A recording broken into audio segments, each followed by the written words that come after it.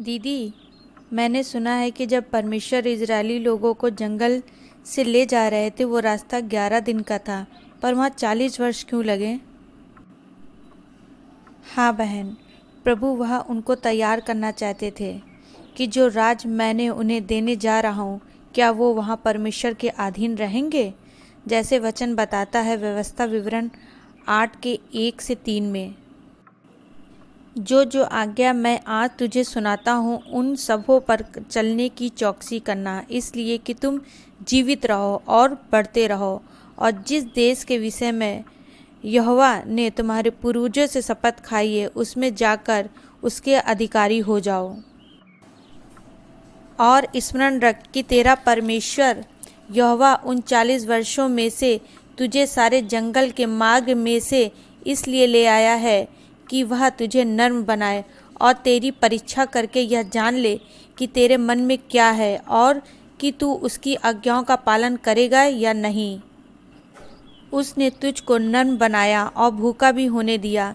फिर वह मन्ना जिसे ना तू और ना तेरे पुरखा ही जानते थे वही तुझको खिलाया, इसलिए कि वह तुझको सिखाए कि मनुष्य केवल रोटी ही से नहीं जीवित रहता है, परंतु जो जो वचन यहोवा के मुख से निकलते हैं उनसे ही वह जीवित रहता है। दीदी, ये वचन का क्या मतलब है? मनुष्य केवल रोटी से ही नहीं जीवित रहता है, परंतु जो वचन यहोवा के मुख से निकलता है उनसे वह जीवित रहता है। हाँ बहन, जैसे पवित्र आत्मा ने हमें बताया है कि जो भोजन हम करते हैं वह सुबह खाते हैं और शाम को फिर से भूख लग जाती है, और सुबह बनाकर रख दें तो दूसरे दिन खराब हो जाता है, यानी जो नष्ट हो जाए वो नाशवान है।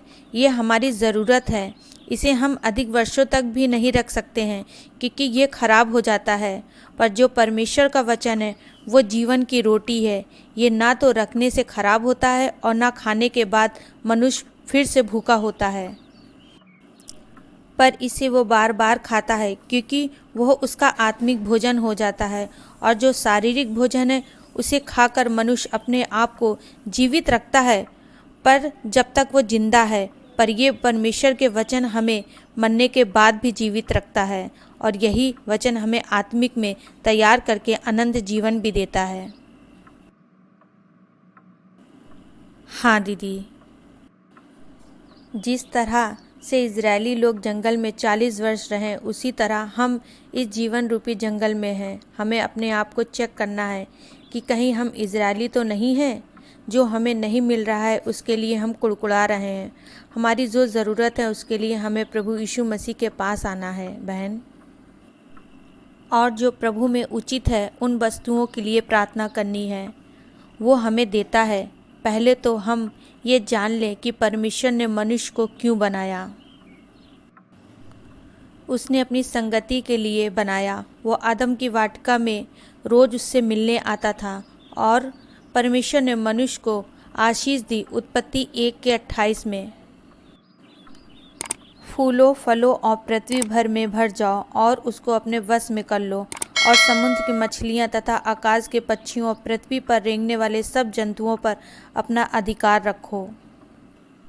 परमेश्वर ने सारे अधिकार दिए थे, पर मनुष्य ने पाप के द्वारा ये सारे अधिकार खोकर अपने जीवन में श्राप कमाया, जो वचन बताता है।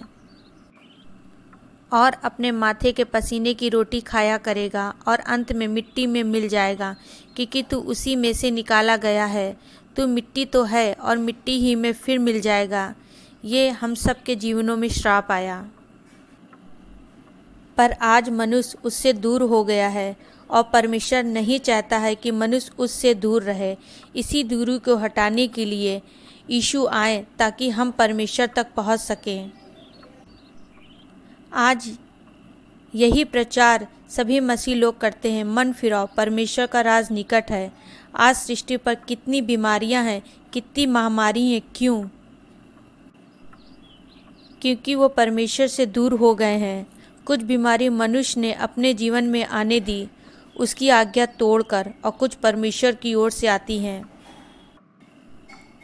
कि आज का दिन हमें मिला है, यह नया वर्ष हमें मिला है, उसका धन्यवाद करके मन फिराएं और उसके चरण में आएं।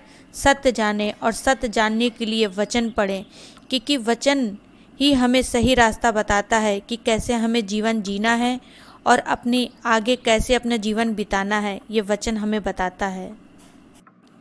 हाँ दीदी, परमेश्वर का धन्यवाद हो कि उन्होंने ये वचन दिया, ताकि इसके द्वारा हम अपने जीवन को बचा सकें और लोगों को सुसमाचार सुनाकर दूसरों का भी जीवन बचा सकें। प्रभु का धन्यवाद हो इन वचनों के लिए। आमीन।